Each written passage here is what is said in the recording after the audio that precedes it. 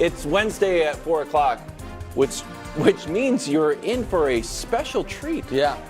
Last night, the committee did not meet. Actually had their end-of-the-year bowling party. So instead of tiers, we've got a new segment, the illustrious list of most to gain and most to lose, which we are calling most to gain and most to lose. Thank you so much. I still think we need a little maybe. pizzazz. But also, listen, as we do always at our end-of-year party, the committee, we hold ourselves accountable. Oh. And we like to see how the tiers stacked up, too. So, Robert collects all USA Today's from every Monday throughout the year. We do look at herd hierarchy and everything and say, hey, how did those ranking systems rank the Chiefs and the Niners? And how did the tiers? So, tale of the tiers, let's see how we did. Oh, so the Chiefs, the Super Bowl AFC representatives, their average rank 1.5. The Niners, average rank just better than third. Highest, of course, both of them atop the tiers at one point. Neither went with, the Niners fell to 6th, the Chiefs fell to 3rd tier. They both shared time atop the tiers, and the Chiefs were consistently above the Niners. But I would challenge anyone out there, Jared Bell from USA Today, Colin Cowherd from The Herd, anyone else that does ranking systems, see how your guys' power rankings did compared to the committees. Now, to most to gain, most to lose. Number 8, most to gain, Christian McCaffrey. He's amazing, but has never won anything other than Gatorade High School Player of the Year 2 times. He didn't win any state titles in football or track, even though he's playing in Colorado. Learned that on the Ringer, thanks to them.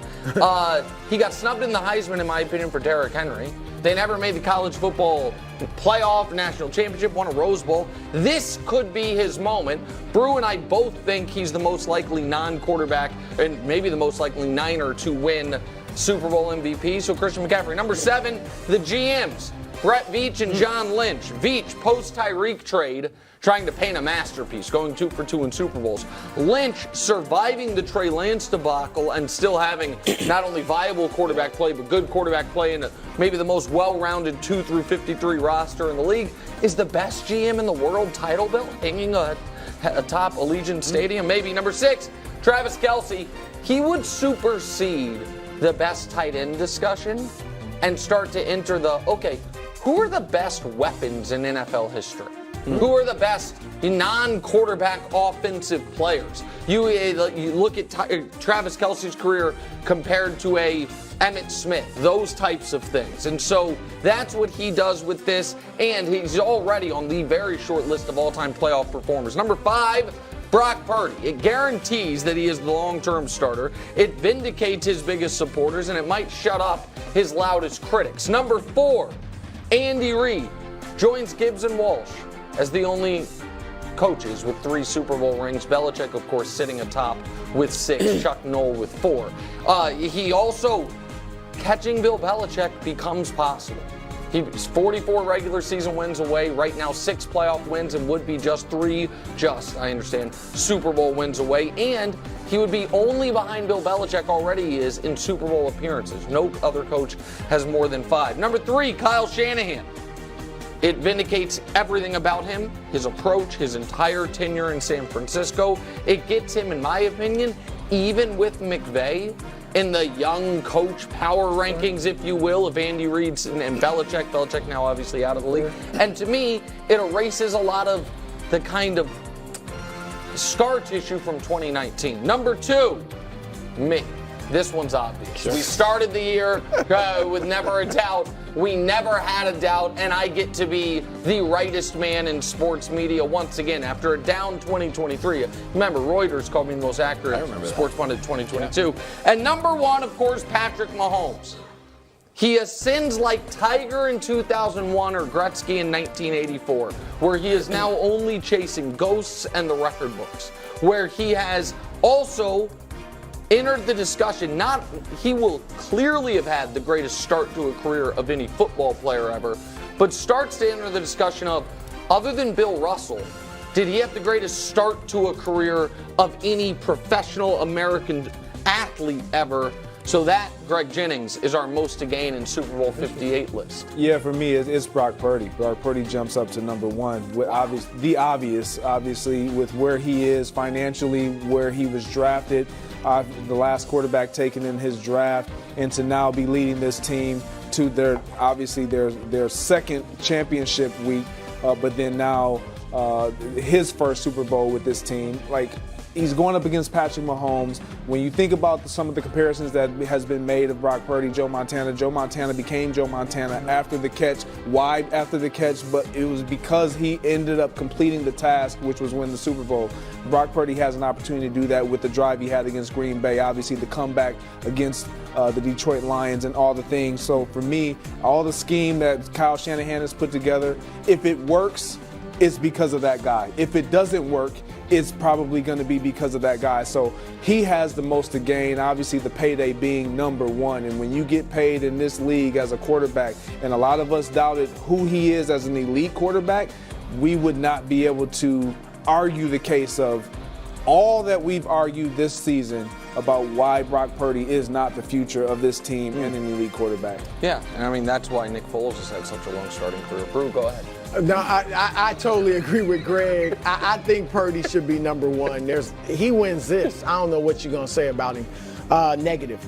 I would move McCaffrey up, though. I think McCaffrey should be 5. I'd have Purdy number 1. I think McCaffrey should be 5 because there already might be whispers about maybe he's a Hall of Famer.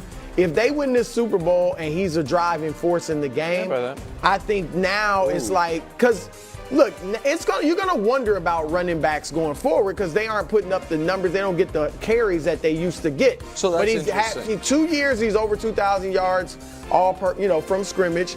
4 seasons the 4 years he's been healthy, he's rushed for over 1,000 yards. And remember Terrell Davis? Yeah. Only 4 really good years in his career, but 2 of them ended in Super Bowls. So I'm not saying he would be a definite Hall of Famer.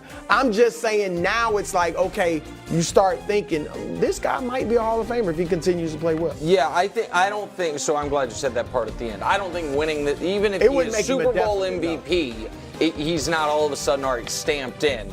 But it would be, and I think the point that you make that we might have to start looking at the same way we have had to look at wide receiver numbers and almost put a deflation on them. You know what I mean, for the era? Yeah. I do wonder if running backs, if we might have to look at it less about what their raw numbers are and say, if you want to put some in, is there going to be any running back from this decade get in? Like right now, Derrick Henry is the only active running back that I think is a likely Hall of Famer. Maybe C-Mac could join him. So I think that's a good take. Go ahead, I'm staying on the Kadarius Toney train. Okay, I am. Here's the thing. The Chiefs had a bunch of drops. It's one of the reasons why Greg didn't necessarily believe in them. And Bruce said that perhaps the Chiefs were squandering Mahomes' prime. Its 6.3 drop rate is the worst of any team in the last 3 years. But Mahomes, steady. He's like, MVS, I know you dropped a few balls. I'm going to go back to you in the biggest moment of the season, complete a pass. Well, this is the last pass that Mahomes threw to Kadarius Toney. He popped it up against the Patriots, gave the Patriots a little bit of life. Not really, though. Still lost the game. Yeah. But then this shot of Mahomes is like kind of done with him. The announcer's like, Mahomes just doesn't trust him anymore. But Andy Reid says Kadarius Toney has a chance to play. He had the big punt return. If he can do something in the Super Bowl, it not only affirms his status as a valuable wide receiver when he didn't even have 200 total yards, but also Mahomes' ultimate faith in his guys. I don't know that he should play. I don't need him on the field. Then why is he at media I think day? he should play. I mean, because the Chiefs brought literally every single player on the active roster. Most to lose, the most fun part. All right, most to lose. 5-1. Brock Purdy for obvious reasons. Brady and Belichick. What do we gotta lose? What do you mean?